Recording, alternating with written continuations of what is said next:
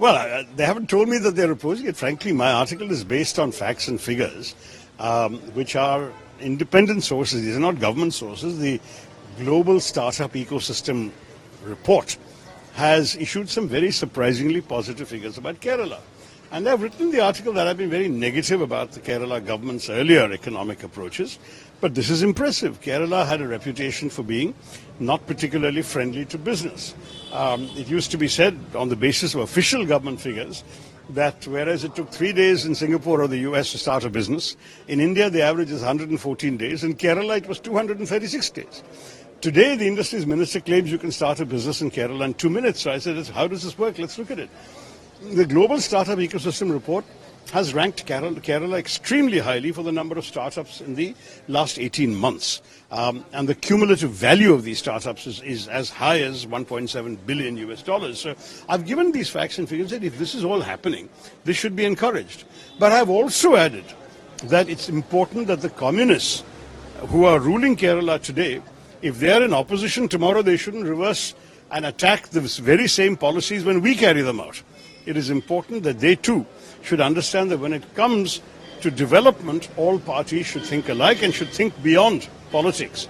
Keralites have seen enough politics, they haven't seen enough development. The time has come to put development above politics.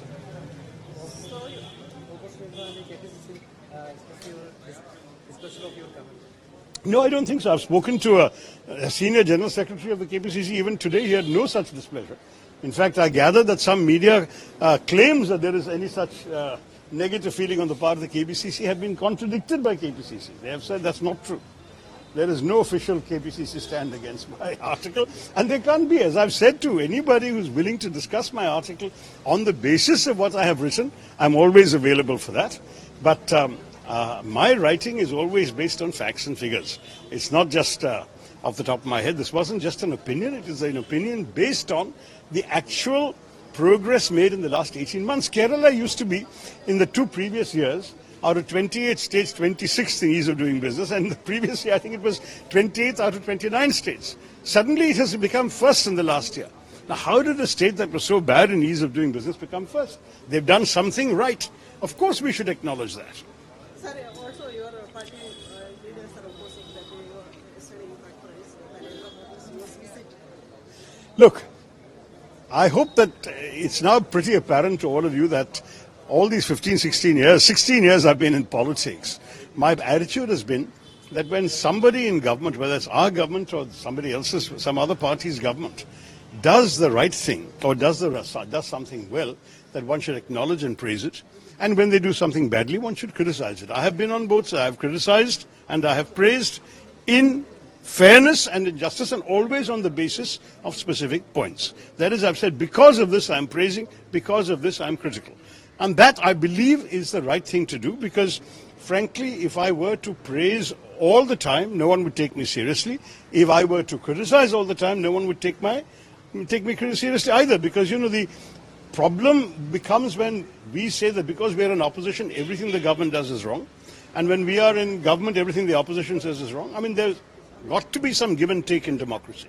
And to my mind, what I found with some of the important outcomes of Prime Minister Modi's visit with President Trump is that there are good things from the point of view of the Indian people.